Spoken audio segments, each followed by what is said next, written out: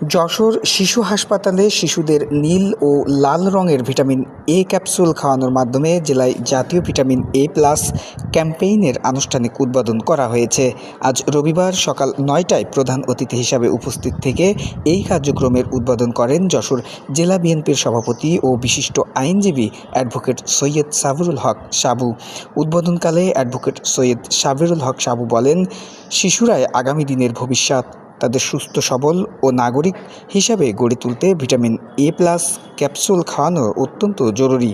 কোনো শিশু যেন এই ক্যাম্পেইন থেকে বাদ না পড়ে, এদিকে আমাদের সবাইকে সচেতন থাকতে হবে।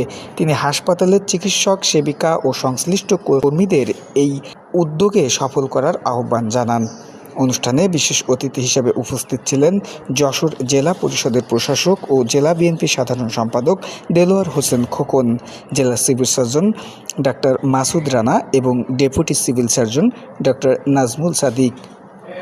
এছাড়াও অনুষ্ঠানে হাসপাতালের ঊর্ধ্বতন কর্মকর্তা, চিকিৎসক, স্থানীয় গণ্যমান্য ব্যক্তিবর্গ এবং উৎসুক অভিভাবকরা উপস্থিত ছিলেন। হাসপাতাল কর্তৃপক্ষ জানায়, ক্যাম্পেইন চলাকালীন নির্দিষ্ট বয়সের সকল শিশুকে এই ক্যাপসুল খাওয়ানো হবে।